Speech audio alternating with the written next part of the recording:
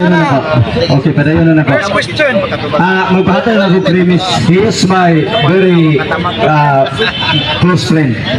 Kung sa manggana inyong mga madunggan, wala ha, wala may ani. Dili may mga kuan ng mga tao, okay? Intellectual Okay. dialogue. Ayalog ta sa kayo kay para makasunod ko sa akong kuan, para kasunod ko. Ingon si brother nimo ganina, kuan daw to kanang literal to. Mo yung gato literal o lahi mo. Ngayon ko, in terms of basahon sa Biblia, literal mabasa ang mga litra. Literal mabasa ang bato. Literal mabasa ang pagtukod. Di ba na mo mabasa ang literal kung wala masulat sa Biblia? Literal yun ang isulat. Ano mabasa siya? O yung pagsabot. Sunod po tayo. Wala ko mangutana. Sa literal. Wala ko mangutana kung literal mabasa. Tama man yun. Nga ang pagbasa literal wala. Ang pagbasa ba? Ang akong gipangutana ang gisulti. Ang gisulti ni Jesus ba? Ningon si Jesus, you Peter.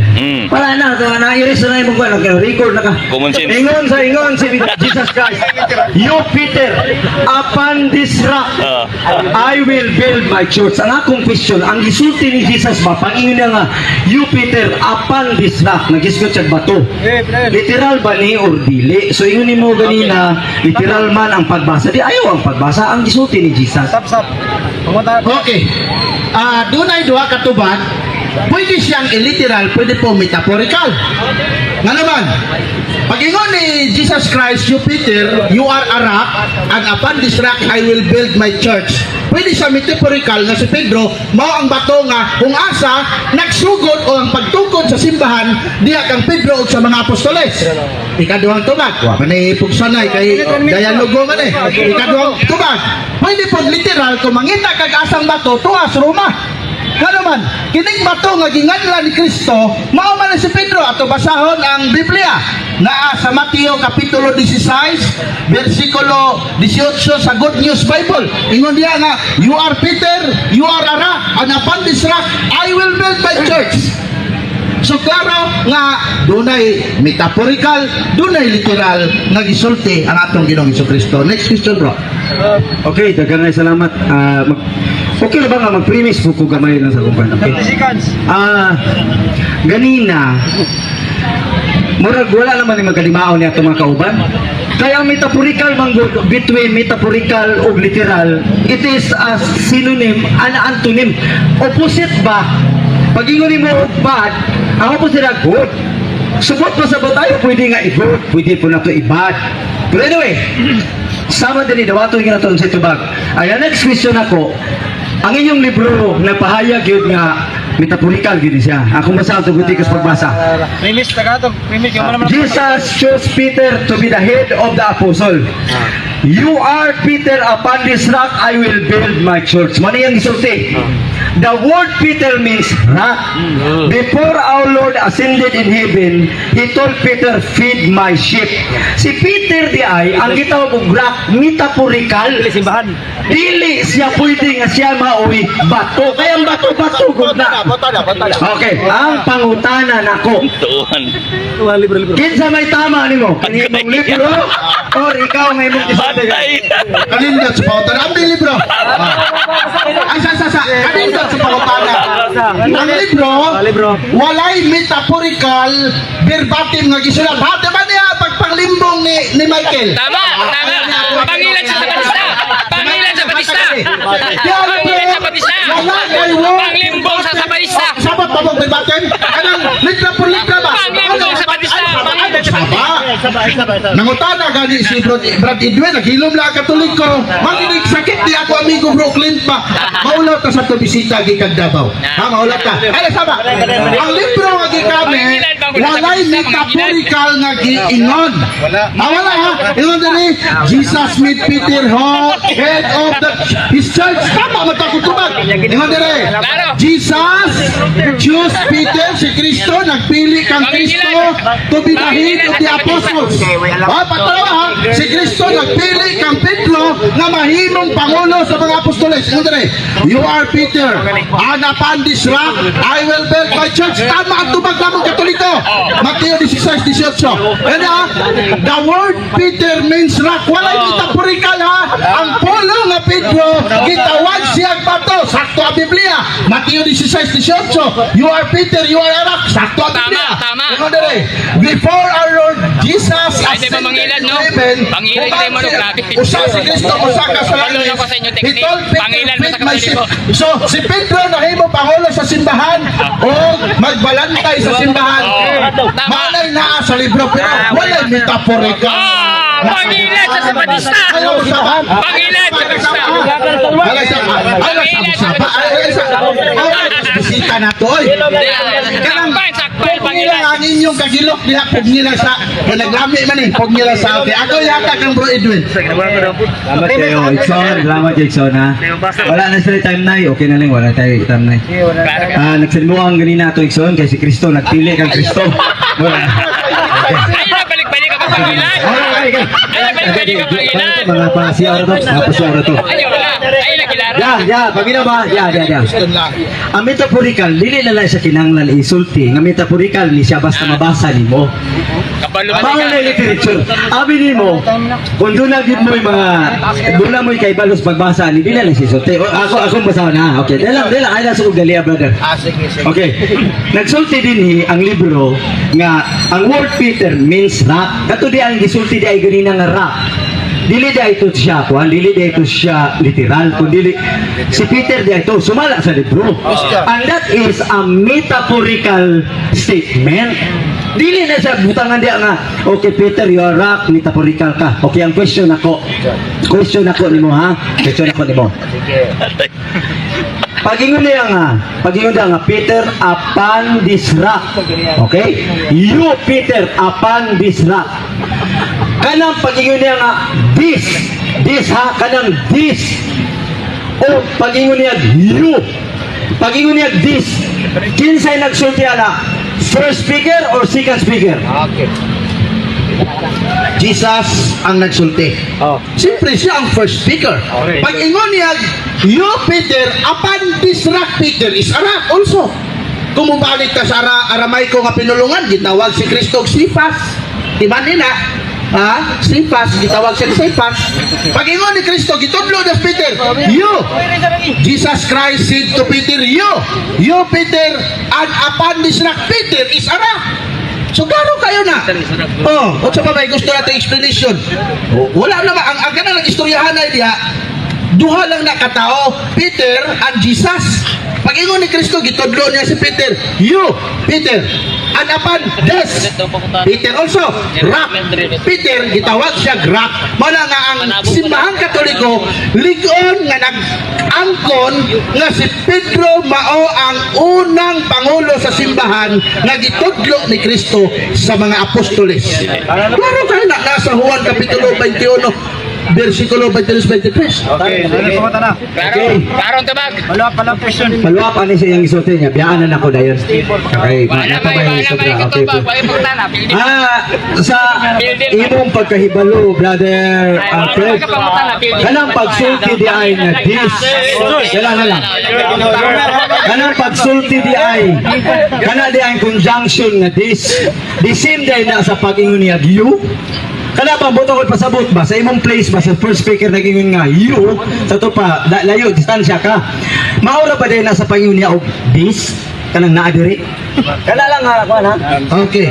hindi na lang sense Sa pag-ingon nga iyo, sa pag-ingon nga iyo, dili ingon nga layo kay Pedro kay na sila nagtapok na sila diha. Nangutana ka ni si Kristo para ninyo kinsa man ko. Nito pag ang uban ikaw si Juan, ikaw si Jeremias, pero si Pedro nito ba malagitudlo niya si Pedro. You, Peter, and upon this rock, si Pedro gihapon. Kuan man na siya, si Jesus Christ is a first speaker man diya. Wala naman second speaker kay ngano man. Duha ra man sila nag-istoryahan na diha. Isod po gimuon ni mog tulo nga duha ra sila. Pag ingon ni Kristo, Kristo, gitudlo na si Pedro, you, Peter, and upon this. Pag-ingon, this. Yes. Pwede kayo. Ikaw si Brad Gilardi. O ikaw, pwede kayo. Pwede kayo. Next question. Okay, panahin ka punta. Next question ako. Clarification. Tumaga ko directly palihog. Unsa man gyud ni? Literal gyud ni or metaphorical? Dito agad isa lang. It's depend of understanding. Ha? Di ba diha? Doon na tayo mga daghang panabot. Pero ang panabot sa simbahan, diha, literal si Kristo nagtugod og simbahan. Diha sa pinaagi kang Apostol Pedro. Literal na. Dili na nimo mahimong metaphorical kay mura ra nagdrama-drama kung metaphorical na siya. Literal gyud si Kristo nagtugod og simbahan. Pinaagi niya kang Apostol Pedro og sa mga 12 ka apostoles. Tama. Klaro kang gingon ni Jesus Christ. You are Peter, and upon this rock I will build my church. Even lagi sa bill, di ka na. Ikaw na po, kaya hangyo ka. Kami na po yung muta na. Ha? Kami na po yung Ako ipautan na gyud. Gusto na ko to tong sa metaphorical ba yung dili. So, tubag na niya. Tubag Tubag na, balik-balik na. Ako galisod ka na. Sige. Naglisod na Pag-ingon niya nga. Naglisod naman din siya. My church. Kami na po yung muta. My church ha? My church. Nag-repair ba ni directly sa the Roman Catholic Church? My church. Directly ba ni mao ba ni ang the Roman Catholic Church? Nindot kayo nga pangutana. Pag-ingon ni Kristong, I will build my church in the Catholic teaching and the Catholic theology. Pag-ingon ni Kristong, I will build my church, siyempre ang Roman Catholic na. Pero karon daghan na mag-protestant mo, ganing natay gitawag dialogue, kay nama mo'y kagawasan sa pagdinay. Pero walay laing simbahan nga napamatud-an sa kasaysayan kundili ang simbahang Romano Katoliko. Basahon nato ang gisulat ni Sonia Saide. Ay sa atuan na ni kini kamaturan mo nato. At allow me to fulfill my Christian brother. Ayun dire. Ay, gamit ako diferensya. Ingon sa diferensya. The Philippine a unique history by Sonia Saide. Ingon dire. Christianity is Spain greatest legacy. The greatest legacy of Spain to the Filipino people is Christianity, specifically the Roman Catholic religion. Spain religious religion was Christian in origin, being founded by Christ. Walay laing simbahan nga gipamatuod sa kasaysayan nga gitukod ni Kristo kundi kini Romano Katoliko nga simbahan. Hindi ang salvation. Mawala bang budang mintong sa pangutana? Mawala ba? Magud sa pikas ta? Okay, my church. Roman Catholic ang imong pasabot sa pag-ingon niya, my church. Okay? Ingon ka, Roman Catholic na pag-ingon nimo og my church. With due respect, ang Roman Catholic Church ba? Kanang Roman Catholic is referring to the institution itself, ha? The Roman Catholic ba? Nga pag-ingon nga Roman Catholic Church kana institution. Mangutana lang, kung mag-wonder lang kung nasabtan nimo. Pronoun na unawn. Pronoun na unawn. Pag-ingon ni Jesus Christ nga, my church, Dili, kanang Roman Catholic Church dia. kanang Roman Catholic na gitawag na siya og Unawn ba na unawn? ay sa wa pa ko man. Proper noun. Proper noun. Ngano man pangalan na eh. Gitawag na siya proper noun. Okay. Pangalan na sa simbahan. Okay. Unya, pag-abot sa gitawag nato Second Vatican Council from 1967 to 1970, doon ay konsilyo ang simbahan kanang Roman Catholic Church gihimo kana siya One Holy Catholic Apostolic Church. Okay, thank you. Okay. Mana siya. Dawat sa Tabag ang pangutana. Okay. Proper noun man ka na. Ang Biblia nagsulti, I will build my church. Noun lagi ang gibutang lagi. Small letter lagi, noun lagi. Karon kisay tama ani.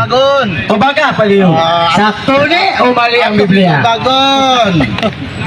Kanang pag-ingon nga I will build my church. That church, the word church. The word church. Noun na sa noun ang pagkabutan niya. Na may mga translation nga pronoun na siya.